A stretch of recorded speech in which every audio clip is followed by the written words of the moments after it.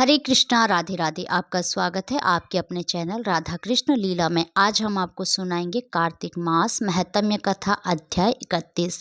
कार्तिक मास महत्म्य का यह 31वां अध्याय बतलाया भगवान ने प्रभु स्मरण का सरल उपाय।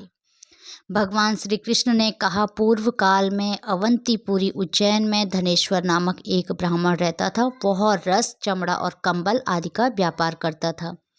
वह वैश्यगामी और मद्यपान आदि बुरे कर्मों में लिप्त रहता था।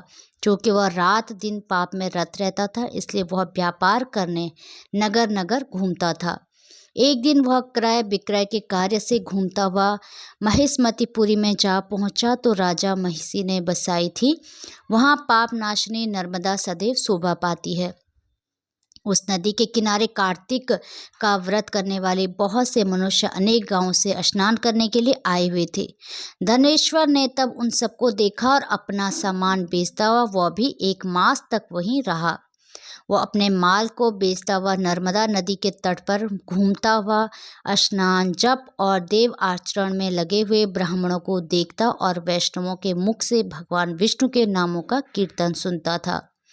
वह वहां रहकर उनको स्पर्श करता रहा, उनसे बातचीत करता रहा। वह कार्तिक के व्रत की उद्यापन विधि तथा जागरण भी देखता रहा।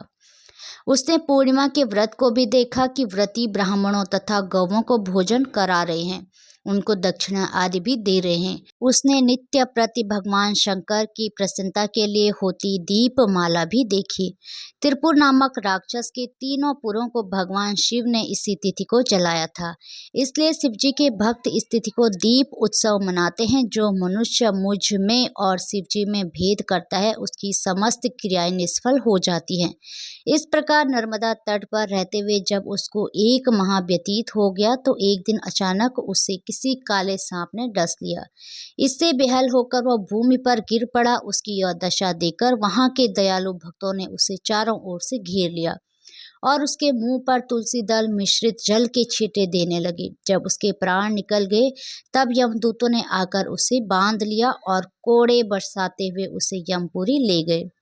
उसे देखकर चित्रगुप्त ने यमराज से कहा, इसने बाल्य अवस्था से लेकर आज तक केवल बुरे कार्य ही किए हैं। इसके जीवन में तो पुण्य का लेश मात्र भी दृष्टिगोचर नहीं होता है। यदि मैं पूरे 1 वर्ष तक भी आपको सुनाता रहूं तो भी इसके पापों की सूची समाप्त नहीं होगी। यह महापापी है, इसलिए इसको 1 कल्प तक घोर नरक में डालना चाहिए। चित्रगुप्त की बात सुनकर यमराज ने कुपित होकर कालनेमी के समान अपना भयंकर रूप दिखाते हुए अपने अनुचरों को आज्ञा देते हुए कहा, हे प्रेत सेनापतियों, इस दुष्ट को मुग्धरों से मारते हुए कुंभी पाक नरक में डाल दो। सेनापतियों ने मुग्धरों से उसका सिर फोड़ते हुए कुंभी पाक नरक में ले जाकर खोलते हुए तेल के कढ़ाई में डाल दिया। प्रेत सेनापतियों ने उसे जैसे ही तेल के कढ़ाई में डाला, वैसे ही वहां एक कुंड शीतल हो गया। ठीक उसी प्रकार जिस प्रकार पूर्व काल में प्रहलाद जी को डालने से दैत्यों की जलाई हुई आग ठंडी हो गई थी। यह विचित्र घटना देखकर प्रेत सेनापति यमराज के पास गए और उनसे सारा वृतांत कहा। सारी बात सुनकर यमराज भी आश्चर्यचकित हो गए और इस विषय में पूछताछ करने लगे। उसी समय नारद जी वहां आए और यमराज से कहने लगे, सूर्य नंदन, यह ब्राह्मण नरकों का उपभोग करने योग्य नहीं है। जो मनुष्य पुण्य कर्म करने वाले लोगों का दर्शन, स्पर्श और उनके साथ वार्तालाप करता है, वह उनके पुण्य का 6वां अंश प्राप्त कर लेता है। यह धनेश्वर तो 1 मास तक श्री हरि के कार्तिक व्रत का अनुष्ठान करने वाले असंख्य मनुष्यों के संपर्क में रहा है। अंत यह उन सबके पुण्य का भागी हुआ है।